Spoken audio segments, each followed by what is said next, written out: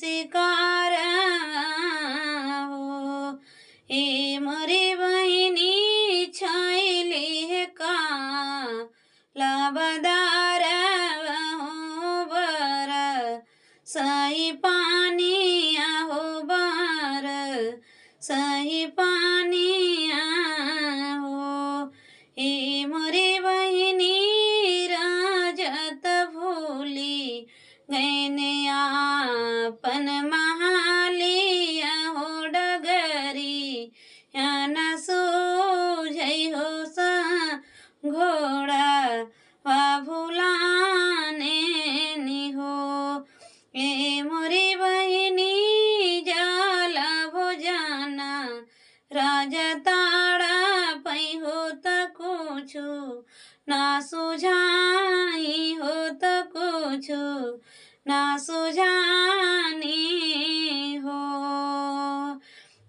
ए मोरी बहिनी रहिया जाते दुई बेला कवा हो तो राजा आ बुलाई हो तो राजा आ बुलाई हो।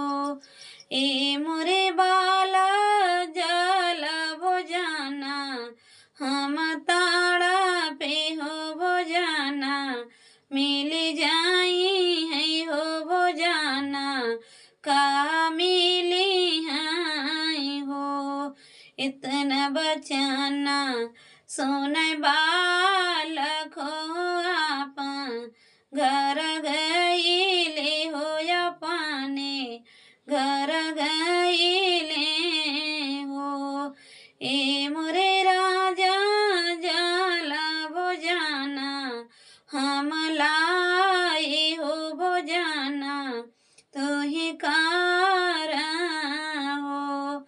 इतना बचाना सोन राजा हो बहुता खुशी भइले हो बहुता खुशी भइले हो।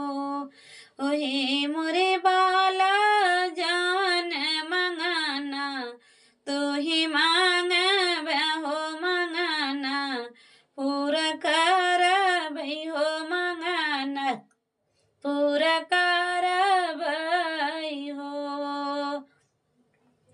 नहीं चाहिए हम हे मोरे राजा नहीं चाहिए धाना आदलातिया हो नहीं है महालिया हो नहीं ई महालिया हो।